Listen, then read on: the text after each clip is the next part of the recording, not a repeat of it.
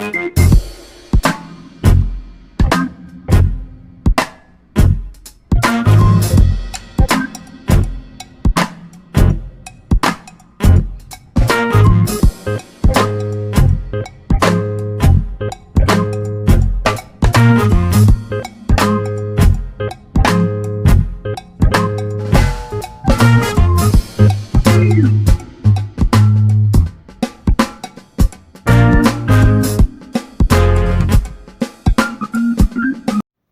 Friends, நான் உங்கள் தோழி திவ்யா. அனைவருக்கும் இனிய விநாயகர் சதுர்த்தி நல்வாழ்த்துக்கள். நான் குளிச்சுட்டு கழிச்சு கிச்சனுக்கு போகும்போது டைம் பார்த்தீங்கன்னா 9:45 ஆயிடுச்சுங்க. சரி, ஓகே, கிச்சனுக்குள்ளே போயிட்டு நான் ஃபஸ்ட்டே வந்து பார்த்தீங்கன்னா சுண்டல், அரிசி, உளுந்து, வடைக்கு நான் ஊற வச்சுட்டேன். காய்கறி கட் பண்ண உட்காந்தாச்சு. எல்லா வெஜிடபிள்ஸையும் போட்டு ஒரு சாம்பார் வச்சிடலாம், உருளைக்கிழங்கு பொரியல் பண்ணலான்னு முடிவு பண்ணிவிட்டு குக்கரில் வந்து பருப்பு, காய்கறி எல்லாத்தையும் ஒன்றா சேர்த்து நான் வந்து சாம்பார் அன்றைக்கி வச்சுட்டேன்.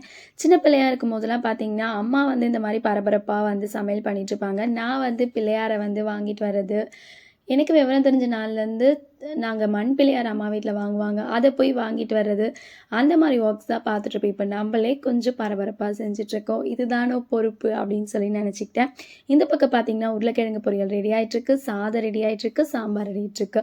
ஸோ கொஞ்சம் பிஸியாக தான் ஒர்க் போயிட்டு இருந்தது.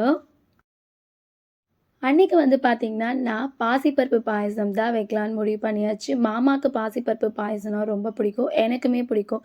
நெய்யில் பாசிப்பருப்பை வறுத்துட்டு குக்கரில் ஒரு பக்கம் பாசிப்பருப்பை தண்ணி போட்டு வேக வச்சாச்சு. ஒரு பக்கம் பூஜை ஐட்டம்ஸ்லாம் ரெடி பண்ணிகிட்டு இருந்தோம். சரி, ஓகே, புது விளக்கில் விளக்கேற்றலாம் அப்படின்னு சொல்லி விளக்குக்கு பொட்டு வச்சிட்ருக்கேன். இந்த விளக்கு வந்து அம்மா அப்பா கேரளா போகும்போது வாங்கிட்டு வந்து கொடுத்தாங்க, உங்களுக்குலாம் தெரியும்னு நினைக்கிறேன். சரி, ஓகே, விநாயகர் சதுர்த்தி அன்றைக்கி அந்த விளக்கில் விளக்கேற்றலான்னு சொல்லி அந்த விளக்குக்கு போட்டு வச்சிட்ருக்கேன். மகா வந்து காலைல ஏஞ்சாச்சு. எனக்கு கேரட் வேணும்னு சொல்லி ஐஸ்கிரீம் ஸ்டிக்கில் அதை வச்சு சாப்பிட்டுட்ருக்கா. முந்திரி திராட்சை ஒரு பக்கம் நான் வறுத்துட்ருக்கேன் பாயசத்துக்கு. மாமா வந்து பார்த்திங்கன்னா பிள்ளையாருக்கு அபிஷேகம் பண்ணிகிட்ருக்காங்க. விநாயகர் சதுர்த்தி அந்த மாதிரி விசேஷ நாட்களில் மாமா தான் சுவாமிக்கு அபிஷேகம்லாம் பண்ணுவாங்க. எனக்கு ஒரு ஃபீல் காலைல சக்கரை கட்டின மாதிரி தான் ஓடிட்டுருந்தோம். அதுக்கப்புறம் வடைக்கு மாவு அரைச்சி எடுத்துகிட்டு வந்தாச்சு. சரி, ஓகே, வடை செஞ்சிடலாம் அப்படின்னு சொல்லி வடை செய்ய ஸ்டார்ட் பண்ணியாச்சு.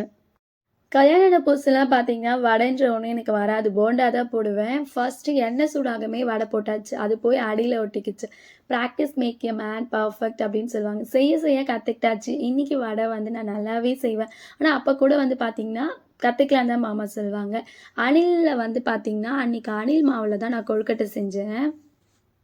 மகா வந்து அவங்க அப்பா கூட சேர்ந்து குளிச்சுட்டு வந்துட்டு அவளுக்கு யூடியூப்பில் பிள்ளையார் வரைகிறது இப்படின்னு சொல்லி வச்சு கொடுத்தேன். அவளும் அதை பார்த்து அழகாக வரைஞ்சிட்ருக்காப்புல. விசேஷ நாட்கள்லாம் வந்து பார்த்திங்கன்னா இந்த மாதிரி குழந்தைங்களுக்கு ஏதாவது டாஸ்க் கொடுத்தோம் அப்படின்னு சொன்னால் அவங்களும் என்கேஜ்மெண்ட்டாக இருப்பாங்க, நம்மளையும் வந்து டிஸ்டர்ப் பண்ண மாட்டாங்க. தேங்காய் பூர்ணை தான் நாங்கள் அன்றைக்கி வைக்கலான்னு முடிவு பண்ணிட்டோம். அதுக்காக தேங்காய் எடுத்துகிட்டு வந்து வச்சாச்சு. கிச்சனில் நம்ம ஒர்க் பண்ணும்போது இந்த மாதிரி டவல் வச்சுக்கிட்டோம், நம்ம கையில் இருக்க தண்ணியை அதில் துடைச்சிடலாம். ட்ரெஸ்ஸில் வந்து நம்ம துடைக்க மாட்டோம். எண்ணெய் வச்சு வடை போட்டாச்சு. வடை ஒரு பக்கம் ரெடி ஆகிட்டுருக்கு. மகா வந்து ஃபஸ்ட்டு பிள்ளையாரை முடிச்சுட்டு இப்போ சிங்சாங் வந்து ட்ராயிங் பண்ணிகிட்டு இருக்காப்புல. மாமா வந்து தேங்காய் வந்து எனக்காக திருவி கொடுக்கறதுக்கு திருவிட்டுருக்காங்க. எல்லா ஒர்க்குமே முடிஞ்சிருச்சுங்க. வடை அப்பளம் போட்டு எடுத்துட்டா நம்ம சாமிக்கு படைக்க வேண்டியது தான். கொழுக்கட்டை நான் எப்படி செஞ்சேன்னு சொன்னால் சுடு தண்ணி கொதிக்க வச்சுட்டேன். அதுக்கப்புறமா பூர்ணம் ஒரு பக்கம் ரெடி பண்ணிகிட்டு இருந்தேன். பூர்ணம் தான் ரெடி பண்ண வந்துட்டேன். அடுப்பில் ஒரு பக்கம் வெல்லத்தை பாகு வச்சாச்சு. வெல்லத்தை பாகு எடுக்கணும், கொஞ்சம் கம்பிப்பாதம் வரணும், ரொம்பவும் இறுகிடக்கூடாது. அந்த கம்பிப்பாதம் வந்ததுக்கப்புறமா நம்ம அதில் தேங்காய் போட்டு ஏலக்காய் சேர்த்தா நம்மளோட தேங்காய் பூரணம் ரெடி ஆகிடுச்சு.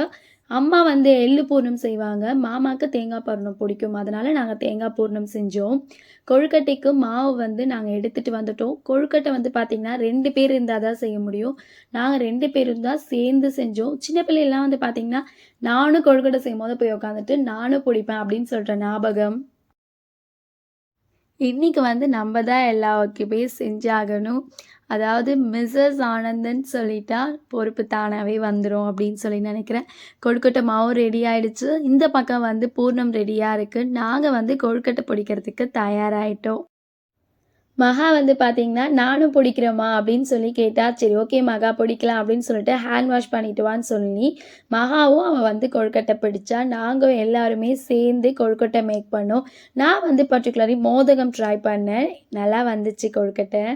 வீட்லலாம் பார்த்தீங்கன்னா, மாவு அரைச்சு, அத வந்து சலிச்சு, அத வந்து வாட்டி நெறைய ப்ராசஸஸ் பண்ணுவாங்க. நமக்கு தெரிஞ்ச விதத்தில எல்லா டிஷ்ஷஸும் சரி பண்ணிட்டு, நம்ம கடவுளுக்கு சாமி கும்பிட வந்தாச்சு. ஏதோ எனக்கு தெரிஞ்ச விஷயத்த நான் சாமிக்கு வச்சு சாமிய மனநிறைவோட கும்பிட்டாச்சு.